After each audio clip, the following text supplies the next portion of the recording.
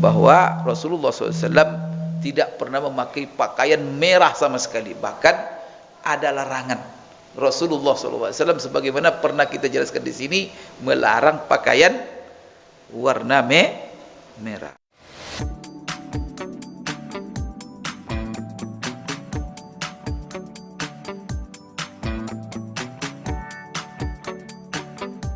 Bismillahirrahmanirrahim. Assalamualaikum warahmatullahi wabarakatuh.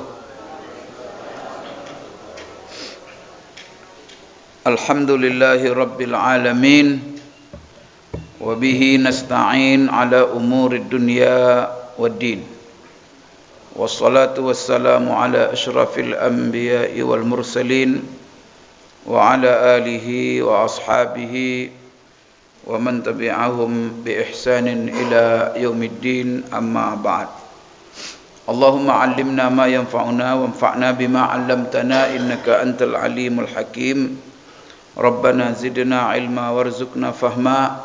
Allahumma inna nas'aluka 'ilman nafi'a wa rizqan thayyiba wa 'amalan salihan mutaqabbala. Allahumma ja'alna mimman yastami'una al-qawla fayattabi'una ahsana. Allahumma ja'alna birahmatika fi ibadikas salihin. Bapak-bapak, ibu-ibu, kaum muslimin, kaum muslimat, jemaah maghrib, hafizakumullah wa ra'akum. Alhamdulillah, pada maghrib ini kita kembali duduk bersama di majlis ilmu ini, yang mana majlis ilmu kita setiap Jumat malam adalah membahas kitab Asy-Syama'il Al-Muhammadiyah yang berkenaan dengan sifat-sifat kepribadian dan juga akhlak Rasulullah sallallahu alaihi wasallam dalam kehidupan beliau. Kita, Bapak Ibu sekalian, masih dalam bab tentang pakaian Rasulullah sallallahu alaihi wasallam. Pada pertemuan Jumat yang lalu kita membahas hadis tentang apa yang dibaca oleh Rasulullah sallallahu alaihi wasallam ketika beliau memakai pakaian yang baru. Kemudian kita juga sudah menjelaskan apa yang dibaca ketika kita memakai pakaian yang tidak baru, pakaian biasa sehari-hari. Dan apa pula yang kita baca ketika kita menanggalkan pakaian kita. Kemudian juga apa pula yang kita baca ketika Bapak Ibu sekalian melihat orang berpakaian baru. 4 hal itu yang kita bahas. Baik, pada maghrib ini kita akan membaca hadis yang ke-61. Hadis ke-61 ini berbunyi, an Qatadah an Anas bin Malik qala kana ahabbu thiyabi ila Rasulillah sallallahu alaihi wasallam yalbasuhu al-hibarah. Kana ahabbu thiyabi ila Rasulillah sallallahu alaihi wasallam yalbasuhu al-hibarah. Ini hadis ini yang singkat ya, tapi ini menjelaskan kepada kita tentang pakaian Rasulullah. Tapi dalam hadis ini, apa pakaian yang disenangi oleh Rasulullah sallallahu alaihi wasallam? Anas bin Malik berkata, jadi ini bukan ucapan Rasulullah, tetapi ini adalah ucapan Anas bin Malik yang berbicara tentang pakaian Rasulullah sallallahu alaihi wasallam.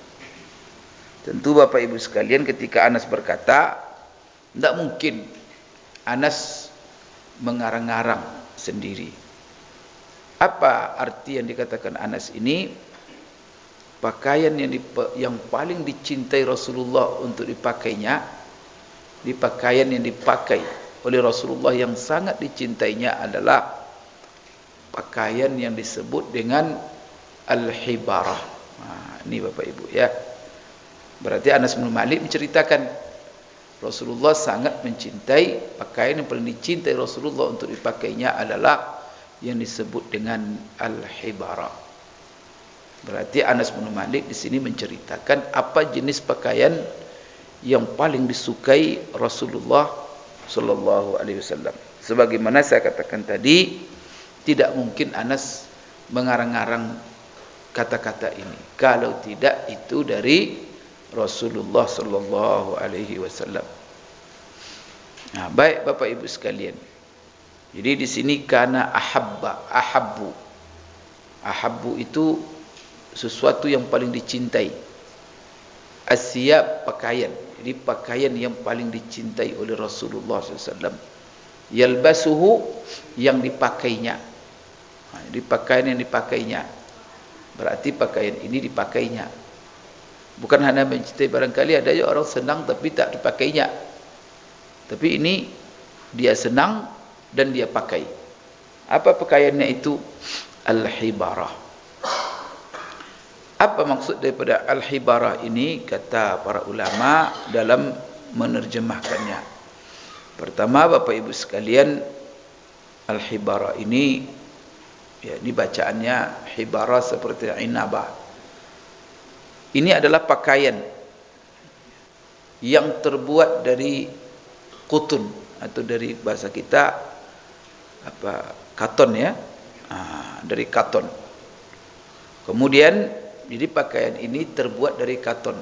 Jadi kain katun ya, kata kita katun itu. Berarti Rasulullah sangat senang memakainya, katun ini. Barangkali kenapa Rasulullah senang memakainya? Karena katun ini dingin ya kalau dipakai. Rasulullah SAW di Madinah itu udaranya relatif panas. Maka di sini beliau mencintai pakaian yang terbuat dari katun tadi. Kemudian muhabbarah, hibarah itu dari kata-kata muhabbarah. Di hibarah itu sudah terkenal. Pertama, pakaian itu terbuat dari katun. Kedua, hibarah itu ada makna, yaitu maknanya muhabbarah. Muhabbarah itu artinya muzayyanah, yang dihias. Yang dihias berarti ada semacam Bapak Ibu sekalian, kerana makna hibarah itu pada prinsipnya adalah at-tahbir, yaitu at-tajmil wa tazyin. Cantik, jadi indah dan cantik. Itu apa namanya, makna daripada hibarah. Berarti pakaiannya ini tidak polos. Muzayyana. Muzayyana itu ada hiasan-hiasannya. Nanti dijelaskan ada bordirnya, ada garis-garisnya. Berarti bukan polos. Ini menunjukkan bahwa Rasulullah juga pakai pakaian yang di situ ada bordir-bordir, dan bordir itu warna-warni, ada warna-warnanya, atau ada garis-garis. Jadi jangan dikira nanti, maka kalau ada orang mendakwa kain Rasulullah putih polos, ini hadis ini sebagai bantahannya. Jadi tidak selalu Rasulullah SAW, Bapak Ibu sekalian, memakai pakaian polos begitu. Maka hibarah ini menunjukkan, pertama dia dari katun, kemudian muzayyanah, dihias kain itu, cantik kain itu. Kemudian kain itu, kata para ulama, disebut hibarah kalau kain itu di situ mukhattatah. Mukhattatah itu ada garis-garis, yang mana di situ ada nilai hiasan keindahannya.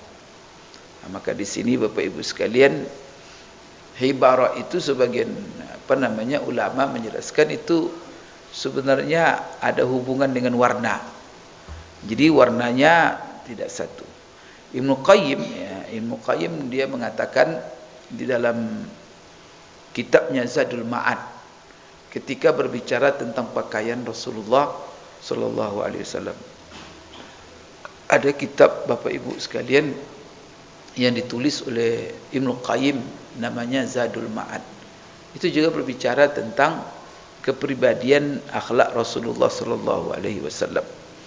Maka di dalam Zadul Ma'ad, Ibnu Qayyim mengatakan, mengomentari hadis ini, wa kana ahabbu alwanis siyab ilaihi al-bayad wal hibarah. Jadi kata Ibnu Qayyim menyimpulkan bahwa warna-warna pakaian yang paling dicintai Rasulullah ada dua. Pertama al-bayad, yaitu putih. Yang kedua hibarah. Apa itu hibarah ini? Maka di sini dikatakan bahwa yang kalau al-bayad putih murni, polos. Itu betul itu. Bahwa Rasulullah sallallahu alaihi wasallam ada dua warna yang dia sukai. Pertama putih polos.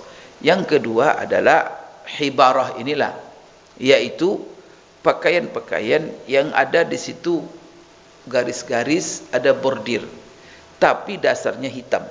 Jadi hitam tapi ada bordir, dasarnya putih tapi ada bordiran hitam. Jadi tidak murni, tidak polos putih semuanya. Itulah hibarah itu kata para ulama. Jadi as-siyab al-muqallamah. Di situ ada sawad wa bayad. Jadi ada hitam, ada putih. Atau ada hitam, ada pula merah. Mungkin dasarnya adalah hitam tapi campur dengan merah. Mungkin bordirannya merah atau garis-garisnya merah. Ini Bapak Ibu sekalian, pakaian yang warna yang disukai oleh Rasulullah sallallahu alaihi wasallam, yaitu hibarah. Maka kalau kita ditanya orang, apa warna yang disukai Rasulullah dalam pakaiannya? Ada dua. Yang pertama al-bayad al-khalis, yaitu putih murni, putih polos. Yang kedua al-hibarah, putih campur hitam atau hitam campur merah. Baik Bapak Ibu sekalian, ini tidak ada masalah hadis ini, karena hadis ini menjelaskan pakaian yang disukai Rasulullah SAW. Ya cuma nanti pakaian ini, apakah kita harus mencontoh pakaian Rasulullah? Kan gitu kan. Kalau saya lihat ini tidak ada yang merah-merah ini, ada merah-merah dikit-dikit lah kan. Ada yang hitam campur merah. Kalau kita di sini kalau begitu dibilang orang tukang silat nanti. Karena itu Bapak Ibu sekalian, ya pakaian ini kan itu tradisi. Kan Rasulullah SAW. Tapi kalau putih memang ada nanti perintah. Di dalam hadis-hadis nanti ini ada perintah untuk putih. Tapi kalau yang lain Rasulullah pakai tapi tidak diperintahkannya. Maka biasanya hal-hal yang dipakai Rasulullah, karena itu kecenderungannya. Barangkali di tradisi waktu itu, itulah yang paling cantik. Itu yang paling menarik. Tapi barangkali kalau dipakai zaman sekarang, coba kalau zaman-zaman Orde Lama, pakaian-pakaian zaman Orde Lama Bapak Ibu pakai sekarang, kan diketahui orang kan. Tapi di zamannya itulah yang paling cantik. Itu salah kita kalau merubah-rubah. Bapak Ibu sekalian tidak ada masalah. Tapi ada nilai-nilai yang tidak boleh berubah.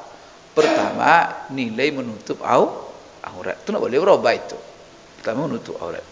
Yang kedua, pakaian itu tidak transparan, memperlihatkan kulit. Kemudian juga tidak memperlihatkan lekuk-lekuk badan. Ya kemudian juga tidak pakaian itu pakaian khas, ciri khas agama-agama lain atau umat lain. Yang mana pakaian-pakaian itu adalah pakaian ritual ibadah mereka. Maka kalau kita hindari hal-hal yang begitu, ya tidak ada masalah. Karena ini masalah pakaian ini luas sekali Bapak Ibu sekalian. Cuman kita kan ini kan hadis-hadis ini menceritakan apa pakaian Rasulullah SAW untuk kita ketahui. Tapi kalau ada ingin mencontoh karena cintanya kepada Rasulullah, bolehkah? Tidak ada masalah. Para ulama mengatakan hal-hal yang seperti ini kalau dicontoh, malah itu hukumnya mustahab. Artinya dia berpahala kalau niat dia pakai untuk mencontoh dan cintanya kepada Rasulullah sallallahu alaihi wasallam. Baik Bapak Ibu sekalian, jadi ini hadis berbicara tentang warna pakaian yang dicintai, yang disenangi Rasulullah. Jadi ada putih murni, kemudian ada putih campur hitam, kemudian hitam yang berkombinasi dengan merah. Baik, hadis berikutnya yaitu hadis 62. Bapak Ibu sekalian, hadis ini adalah dari Abu Juhaifah. Abu Juhaifah ini, beliau ini juga sahabat Rasulullah sallallahu alaihi wasallam. Abu Juhaifah ini, dia Bapak Ibu sekalian menceritakan kepada kita tentang pakaian Rasulullah sallallahu alaihi wasallam. Maka mari kita lihat apa kata Huzaifah di sini. An Aun bin Abi Juhaifah. Aun ini adalah anak putra daripada Abu Juhaifah. An abihi, daripada bapaknya. Jadi Abu Juhaifah ini bapaknya Aun. Kemudian dia meriwayatkan dari bapaknya Abu Juhaifah. Abu Juhaifah menceritakan, dia berkata, Ra'aitun Nabiyya sallallahu alaihi wasallam wa alaihi hullatun hamra ka'anni anzuru ila bariqi saqaihi. Qala Sufyan uraha hibarah. Ini menceritakan tentang pakaian Rasulullah sallallahu alaihi wasallam. Jadi di sini Abu Juhaifah menceritakan bahwa ra'aitu, jadi dia berkata, saya melihat Nabi sallallahu alaihi wasallam.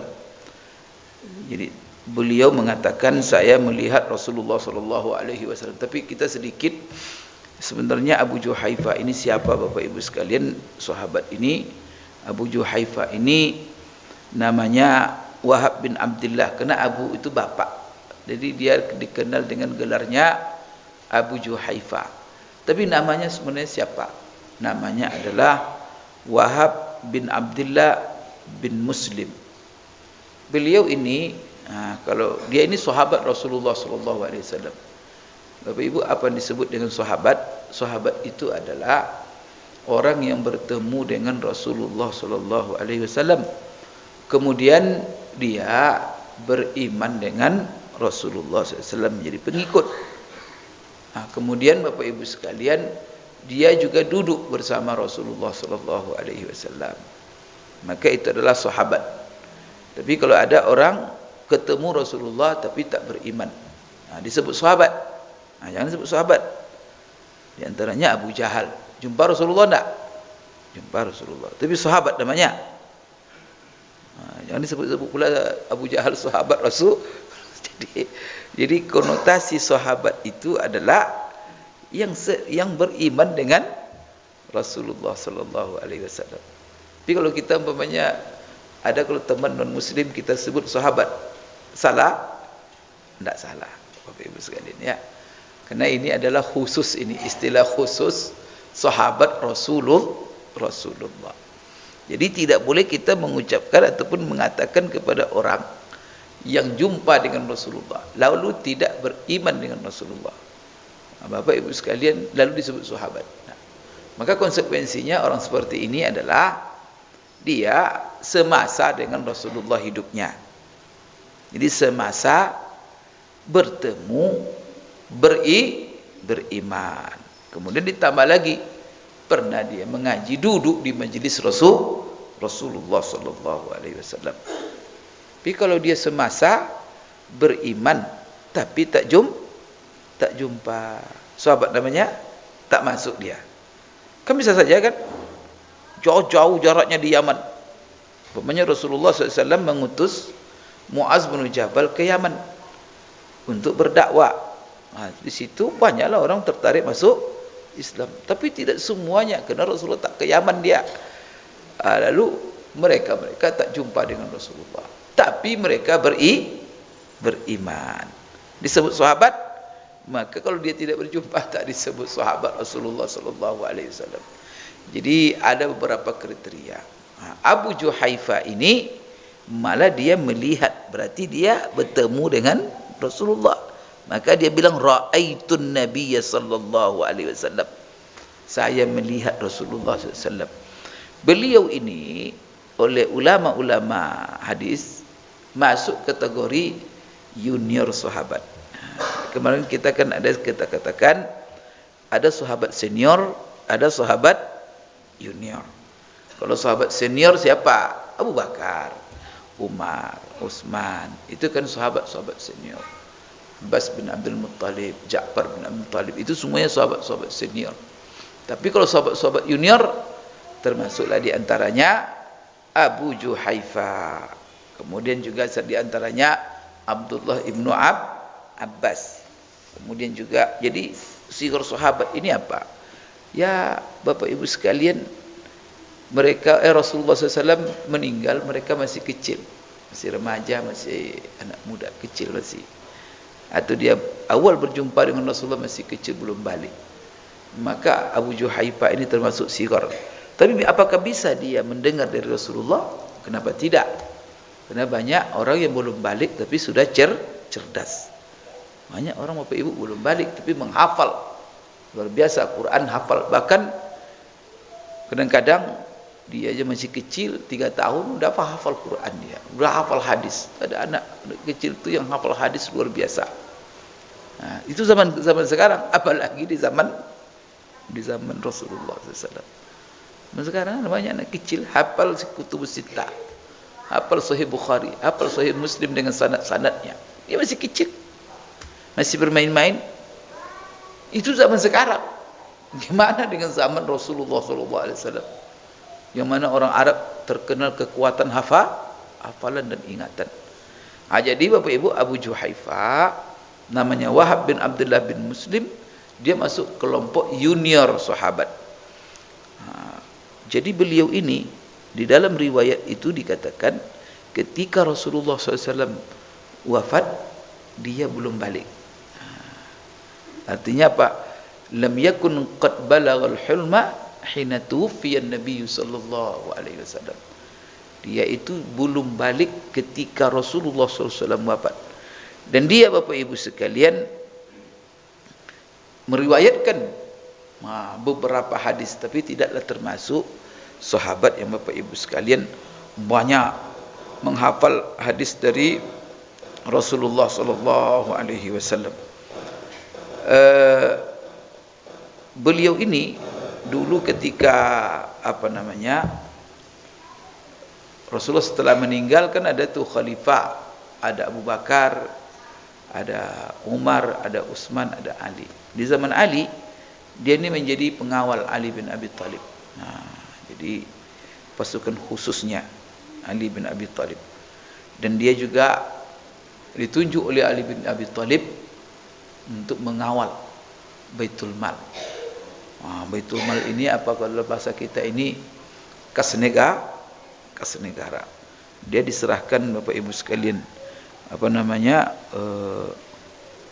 kemudian dia ini pengawal. Maka kalau ada Ali bin Abi Thalib sedang khutbah, itu dia berdiri kalau Ali bin Abi Thalib naik mimbar, maka Bapak Ibu kena mimbar sini, maka di pinggir mimbar Abu Juhaifa berdiri.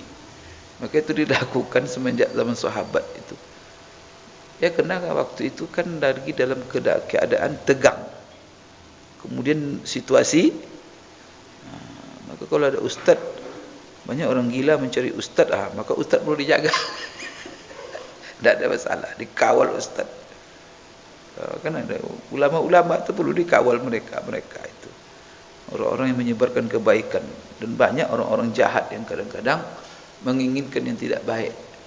Kenapa? Karena ulama-ulama itu menyebarkan kebaikan, menyebarkan kebenaran, mendorong kepada keadilan, kemudian memberantas kezaliman. Maka manusia-manusia jahat tak senang itu. Maka kadang-kadang diganggu. Dan macam-macam terjadi kadang-kadang. Oleh karena itu, Bapak Ibu sekalian, di zaman dulu begitu juga. Maka Ali bin Abi Thalib itu ketika terjadi zaman Utsman fitnah, Kan sering demo tuh, demo besar-besaran di zaman Utsman. Yang di demo siapa? Utsman bin Affan. Apa asal-asal di Utsman bin Affan di demo? Ya macam-macam isu-isu yang berkembang, dan itu hoax semuanya. Tapi yang menyebarkan isu-isu itu siapa? Orang-orang munafik, Yahudi, munafik. Nanti mereka provokasi lah. Orang-orang yang baru masuk Islam, baru memprovokasi. Utsman tidak adil. Tuduhannya apa? Utsman nepotisme. Dia melantik pejabat-pejabat, gubernur-gubernur itu orang-orang dekatnya, keluarganya aja. Jadi dia nepotisme. Maka apa? Ini tidak sesuai dengan Islam, tidak sesuai dengan Rasulullah, macam-macam lah di demo Utsman, besar-besaran.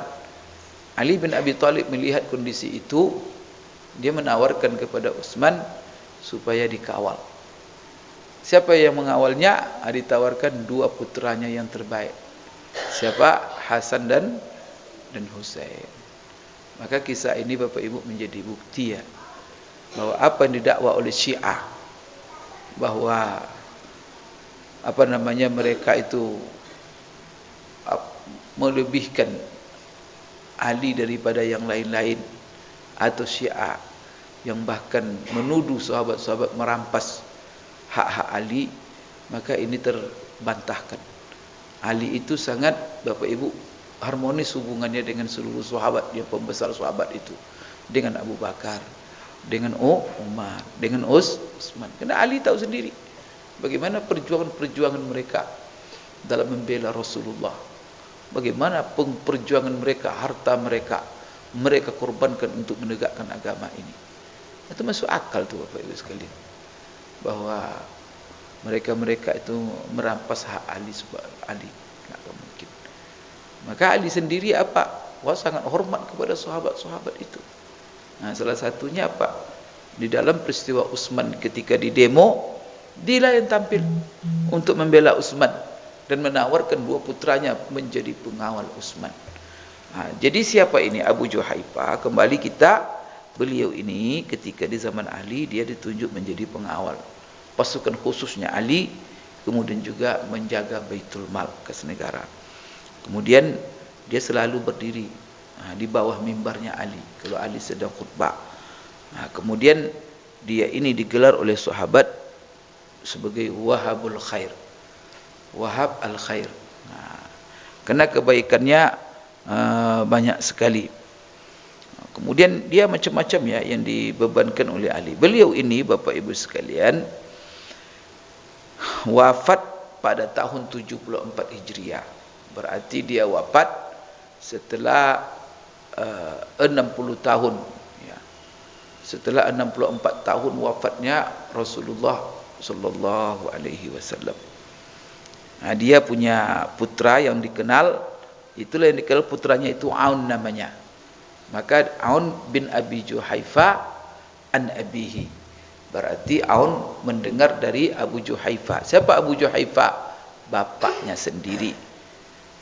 Kemudian Bapak Ibu sekalian, ya kalau kita apakan beliau ini ya seorang militer ya, kemudian dia juga Bapak Ibu sekalian, karena dia junior sahabat. Jadi dia meriwayatkan langsung dari Rasulullah, kemudian juga meriwayatkan dari perantaraan Ali bin Abi Thalib. Kemudian dia ini juga Bapak Ibu sekalian meriwayatkan dari Bara' bin Azib. Jadi ada sahabat-sahabat.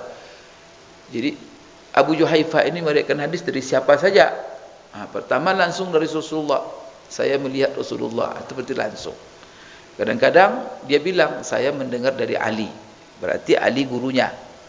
Kemudian kadang-kadang dia bilang saya mendengar dari Bara' bin Azib, berarti Bara' bin Azib itu gurunya.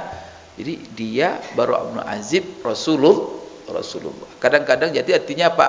Dia meriwayatkan hadis kadang langsung ke Rasulullah, kadang-kadang perantaraan sahabat lain. Ini juga menunjukkan bahwa dia adalah junior sahabat. Kemudian kalau kita melihat siapa saja yang meriwayatkan dari dia, banyak sekali Bapak Ibu ahli-ahli hadis. Dan hadisnya ini itu terdapat di dalam kitab As-Sittah, kutub As-Sittah. Artinya ulama-ulama yang tergolong karyanya dalam kutub As-Sittah meriwayatkan semuanya dari Abu Juhaifa. Kutub As-Sittah itu apa saja? Sittah itu 6 artinya. Kutub itu kitab hadis yang 6, yang merupakan referensi utama umat Islam untuk mengetahui sunnah-sunnah Rasulullah. Kita kan dasar hidup kita kan Quran dan sunnah. Kalau Quran jelas sudah. Tapi kalau hadis, di mana hadis itu adanya? Maka Bapak Ibu, ada 6 kitab hadis yang paling muktamad, yang menjadi sumber utama kalau kita ingin tahu apa hadis-hadis Rasulullah tentang berbagai masalah. Maka kitab yang 6 ini apa? Pertama Sahih Bukhari, kedua Sahih Muslim, ketiga Bapak Ibu Sunan Abi Daud, yang keempat Sunan Tirmizi, yang kelima Sunan Nasa'i, yang keenam Sunan Ibnu Majah. Inilah referensi utama sehingga disebut oleh ulama kutubus As-Sittah. Baik Bapak Ibu sekalian, sekarang kita baca hadisnya. Jadi Abu Juhaifa mengatakan, ra'aitun nabiyya sallallahu alaihi wasallam wa alaihi hullatun hamra. Saya melihat Nabi sallallahu alaihi wasallam, kata Juhaifa, kemudian dia memakai pakaian yang merah. Wa alaihi hullatun hamra. Di badannya dia memakai pakaian yang merah. Jadi Bapak Ibu, hullatun hamra ini, hullah itu pakaian. Tapi biasanya disebut dia hullah kalau dia 2 potong. Seperti pakaian Pakistan kan? Satu di celana, satu di atas. Kita kan rata-rata 2 potong ini. Kalau jubah itu kan 1. Jadi hullah itu 2 potong. Disebutkan hullah apabila pakaian itu 2 potong. Kemudian jadi 2 potong ini, kalau bahasa kita ada bisa selendang, bisa bagian atas itu namanya izar, rida, kemudian bagian bawah namanya izar. Kemudian juga Bapak Ibu sekalian di sini warna. Jadi pakaiannya 2 potong. Kemudian Bapak Ibu, hamra, warnanya itu adalah merah. Ulama mengatakan, jadi yang disebut hullatun ini adalah burdani yamaniyani mukhattatani bi khututin hamra ma'a sawad falaysat humratuhuma khalisah. Itu yang disebut dengan hullah hamra. Jadi hullah hamra ini adalah pakaian. Jadi 2 pakaian yang dipakai Rasulullah SAW, dan pakaian hullah ini biasanya terbuat ataupun dibuat oleh orang-orang Yaman. Jadi ini adalah pakaian Yaman yang disebut dengan hullah. Kemudian dia itu ada bergaris-garis, ada berbordir-bordir, yang mana garis bordirnya itu merah bersama dengan hitam. Berarti Bapak Ibu, warna dasarnya barangkali hitam, kemudian bordirnya merah. Tapi atau dasarnya merah, kemudian bordirnya hitam. Namun hullatun hamra, artinya pakaian yang berwarna merah di sini, kata ulama tidak khalis, artinya tidak full merahnya. Jadi tidak merah semata, tetapi bercampur dengan hitam.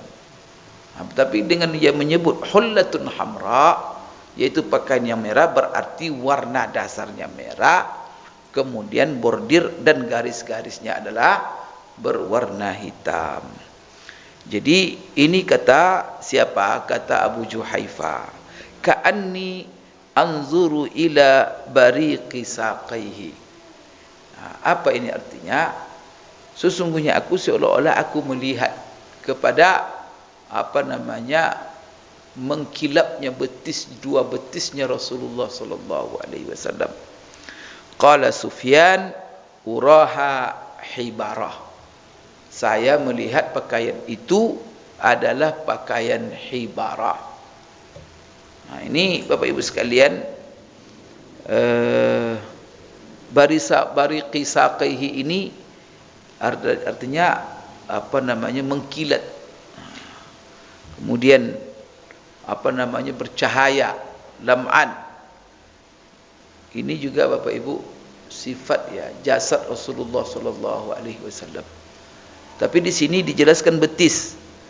Nah, ini menunjukkan bahwa pakaian bagian bawah Rasulullah ketika itu adalah sampai pertengahan betis. Nah, jadi Bapak Ibu kan sekarang lihat ada orang banyak pakaiannya setengah betis. Nah, maka alasannya ini hadis ini ya. Kenapa mereka sampai berpakaian setengah betis? Pertama kan dalam hadis-hadis Rasulullah SAW nanti akan ada, yaitu salah satu pakaian Rasulullah itu tidak isbal. Tidak isbal itu apa? Tidak melewati dua mata kaki. Nah, kemudian tidak melewati dua mata kaki berarti dari sampai mana batasnya? Maka sebagian pakaian Rasulullah yaitu sampai pertengahan betisnya. Nah, berarti inilah yang dilihat oleh Abu Juhaifa. Maka ini isyarat dari Abu Juhaifa bahwa pakaian Rasulullah di bagian bawah itu sampai di mana? Nah, ketika dilihat oleh Abu Juhaifa, yaitu sampai pertengahan betisnya. Kenapa? Karena Abu Juhaifa mensifati betis Rasulullah SAW. Jadi ketika Rasulullah memakai pakaian yang berwarna hitam, berwarna merah bercampur hitam, maka apa dia bilang? Saya melihat itu betis Rasulullah sangat mengkilat, katanya. Bariqa saqaihi. Ini Bapak Ibu ya sifat jasad Rasulullah SAW yang digambarkan oleh para sahabat. Qala Sufyan berkata, Sufyan ini adalah salah seorang Bapak Ibu sekalian yang meriwayatkan, atau salah seorang yang terdapat di dalam sanad, silsilah sanad hadis ini. Karena hadis ini kalau kita lihat kitab aslinya, Imam Tirmizi mendengar dari gurunya yang bernama Mahmud Ibnu Ghayalan. Ini salah seorang gurunya, syekhnya Imam Tirmizi. Mahmud Ghayalan ini mendengar dari Abdul Razak. Kemudian Abdul Razak mendengar daripada Sufyan. Sufyan mendengar dari Aun. Aun mendengar dari bapaknya, dan bapaknya menceritakan dia melihat Rasulullah sallallahu alaihi wasallam. Berarti ada Sufyan di situ. Maka di sini qala Sufyan. Sufyan berkata, maksudnya Sufyan. Kan kok tiba-tiba qala Sufyan? Apa ini Sufyan? Maksudnya Sufyan itu adalah salah seorang sanad dalam hadis itu. Ketika dia meriwayatkan hadis ini, dia menceritakan, dia komentari, uraha hibara. Kalau saya melihatnya hullatun hamra itu adalah hibara. Nah, hibara itu tadi sudah kita katakan. Dan Sufyan ini siapa Sufyan ini? Sufyan ini Bapak Ibu adalah yang dikenal dengan Sufyan As-Tsauri. Ini Sufyan As-Tsauri ini seorang ulama besar. Dan dia adalah mujtahid mutlak. Dia adalah ahli hadis, dia adalah ahli tafsir, dia adalah ahli fikih, ilmuwan. Yang menariknya dia ini adalah seorang pengusaha ulung. Dia orang kaya raya ini, Sufyan Tsauri ini. Jadi dia hobi dagang Bapak Ibu. Dia ulama besar. Bahkan kalau tingkat ulama hadisnya, dia itu tingkat tertinggi, raja. Tafsir juga. Maka kalau kita banyak, kalau baca buku tafsir dari riwayat sahabat atau apa, itu banyak kita lihat Sufyan Tsauri, Tsauri. Kalau fikih, kitab-kitab fikih, kalau kita fikih perbandingan, itu nama Tsauri saja isinya. Kalau kita lihat dalam buku hadis, Sufyan Tsauri, dalam sanad banyak ulama. Maka dia ini ulama besar, tapi menariknya Bapak Ibu, dia seorang pengusaha besar. Jadi dia tu kalau mencari belajar ilmu hadis ke mana-mana berkelana. Pokoknya pergi ke Mekah. Jadi kalau dia ke Mekah, ada bawa barang. Di situ jualan dia. jualan sambil belajar. Itu penting itu. Maka anak-anak kita kalau mahasiswa jangan kasih uang kuliah terus. Nah, kalau mereka kasih modal bagus, kasih modal dia. Kau dagang nak ya, buatkan di toko sepatu dekat kampusnya itu, suruh dia dagang. Kalau kita bisnis. Tapi kalau kita kirim-kirim terus duit, kapan dia belajar? Nanti kalau pulang dia ke rumah, ani bawa barang, pergi kamu nanti uang kuliah kamu bayar di situ. Nanti dia dari pulang, makanya dari Semarang kuliah, pulang bawa pula barang. Apa dia bukan baru? Dia ajar dia bisnis. Ini mahasiswa tamat kuliah kadang masih minta duit sama orang tua. Ini susahnya. Dulu enggak, kemana dia pergi bawa barang. Kadang sekian onta barang dibawanya. Dari Mekah ke Yaman. Apa yang dibutuhkan di Yaman nanti? Nanti kalau ke Yaman nanti dia ke Madinah. Nanti dari Yaman kemudian bawa barang lagi. Dan bahkan Bapak Ibu, kalau dia lama di satu tempat, dia bukan pabrik, buat pabrik. Jadi banyak dia ini punya pabrik pakaian. Di Mekah dia punya, di Madinah dia punya, di Baghdad dia punya, di mana dia singgah, di situ dia membangun usaha.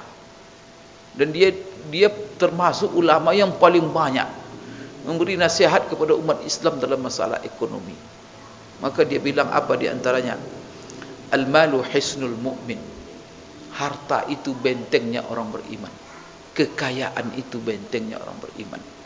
Dalam satu kata-kata dia bilang, al-malu silahul mu'min. Kekayaan itu senjatanya orang beriman. Jadi dia tidak kepingin orang beriman, orang Islam ini miskin. Jadi dia kayak raya ini. Di sana ada pabriknya, di sana ada pabriknya, tenaga kerjanya banyak sekali. Kemudian kemana dia berpindah-pindah, di situ ada usahanya. Ini menarik ya dari Sufyan Ats-Tsauri. Ini kemudian kita temukan, tapi dia tidak terkenal dengan kekayaannya, tapi dia abadi dengan ilmunya. Tuh. Maka kalau harta sampai dengan ilmu, orang tidak pernah menyebut kekayaannya, tapi orang menyebut apa ilmu yang dibawanya. Maka Sufyan Ats-Tsauri dia melihat bahwa pakaian merah yang dipakai Rasulullah SAW itu adalah hibara. Hibara itu tadi yang kita katakan pakaian yang terbuat dari katun. Kemudian ini dari Yaman. Kemudian Bapak Ibu sekalian, dia ada bordir-bordirnya, tidak putih polos. Ini yang dikatakan oleh Sufyan Ats-Tsauri. Kemudian hullatul hamra itu kenapa disebut hibara oleh Sufyan Ats-Tsauri? Ini dia menghindari daripada mengatakan bahwa Rasulullah memakai pakaian merah polos sama sekali. Jadi polos itu merah sama sekali, tak ada campurnya. Maka dia mengomentari kenapa uraha hibara. Saya melihat pakaian hullatul hamra, pakaian merah itu adalah hibara. Artinya barangkali dasarnya merah tapi campur hitam, atau dasarnya hitam tapi campur merah. Tapi Rasulullah tidak memakai satu pakaian merah sama sekali. Sorban merah, kopiah merah, baju merah, tidak ada itu katanya. Lam yalbas al-ahmar khan. Ini dipastikan oleh banyak ulama bahwa Rasulullah SAW tidak pernah memakai pakaian merah sama sekali. Bahkan ada larangan. Rasulullah SAW sebagaimana pernah kita jelaskan di sini melarang pakaian warna merah. Kita sambung nanti setelah azan. Silakan azan dulu. Baik Bapak Ibu sekalian, kita sambung sedikit mengomentari kenapa Sufyan Ats-Tsauri di ujung hadis itu dia mengomentar araha hibara, karena ada kesan dalam hadis itu al-hullatul hamra. Karena kalau al-hullatul hamra, hullah itu pakaian, hamra itu adalah merah. Maka ada kesan bahwa Rasulullah pakai pakaian merah, merah polos, murni merahnya. Maka dibantah karena masalahnya kita sudah pernah menjelaskan Rasulullah SAW melarang dan sangat melarang pakaian merah. Nanti kan ada kontradiktif itu. Bagaimana dalam hadis ini Rasulullah SAW pakai pakaian merah. Ini adalah penglihatan kesaksian Abu Juhaifah. Abu Juhaifah melihat sendiri, ra'aitun Nabi SAW wa alaihi ulhatul hamra. Saya melihat sendiri Rasulullah pakai pakaian merah. Maka Sufyan Ats-Tsauri dia mengatakan merah di sini maksudnya bukan merah murni, tetapi yang dimaksud merah di sini adalah hibarah, pakaian yang jenisnya hibarah, yaitu yang dari katun tetapi dia berhias-hias, berbordir. Maka di situ ada Bapak Ibu sekalian dua kemungkinan, warna dasarnya kemudian bordirnya merah, atau warna dasarnya merah tapi bordir hitam. Jadi tidak ada murni Bapak Ibu sekalian ya. Jadi yang dilarang itu berarti apa? Pakaian merah yang dilarang adalah merah murni. Maka contoh umpamanya ada kan kutrah itu. Orang Arab kan pakai kutrah merah itu kan, tapi merah bercampur putih. Nah, jadi kalau nanti Bapak Ibu pakaian merah jangan murni merah. Nah, maka campur, apakah campur putih, apa campur hijau, apakah campur dengan hitam. Nah, jadi yang dilarang itu adalah hadis-hadis nanti kalau ada yang bilang Rasulullah kan melarang warna merah. Maksudnya merah itu adalah bukan warna merah yang bercampur, tetapi warna merah khalis. Khalis itu apa? Murni yang tidak ada campurannya. Tapi kalau hibara, maka Ibnu Qayyim di dalam bukunya Zadul Ma'ad dia mengatakan wa ghalata man zanna annaha kanat hamra bahta la yukhalituha ghairu.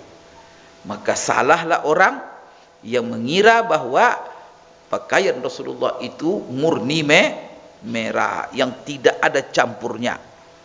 Wa innamal hullatul hamra, hullatul hamra yang disebut, yang dimaksud dalam hadis ini yaitu pakaian merah, burdani yamaniyani, yaitu dua potong pakaian, satu bagian atas, satu bagian bawah, yang mana terbuat atau dibuat oleh orang Yaman, yang berasal dari Yaman, mansujani bi khututi humrin ma'al aswad, yang mana dia dibordir dengan warna merah bersama hitam, seperti burdah-burdah Yaman yang lainnya.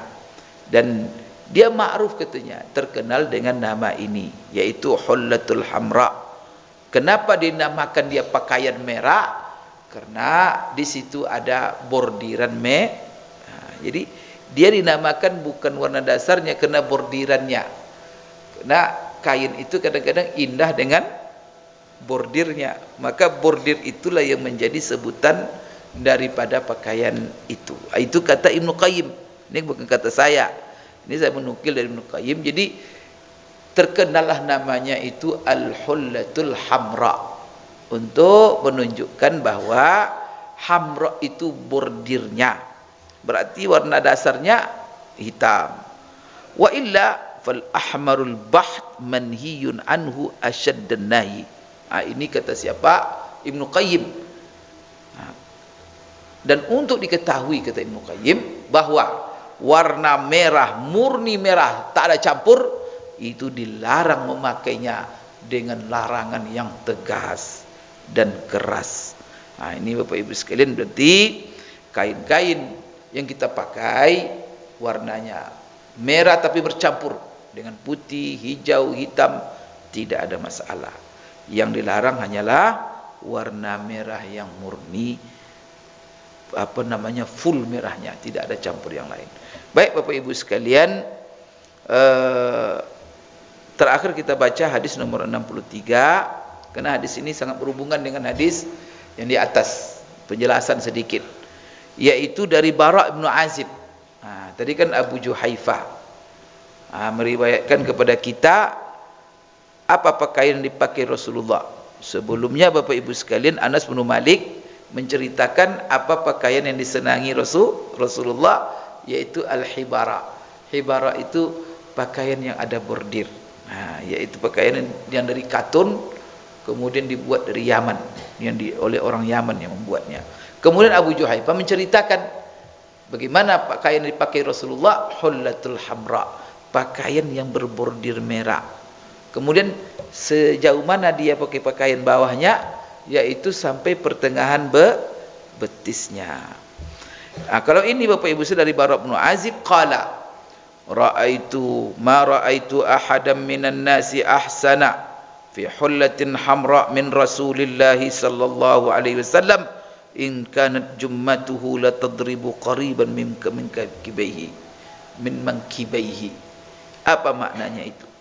Bara bin Azib menceritakan, aku tidak pernah melihat seorang pun yang paling ganteng, kalau bahasa kita itu, paling tampan.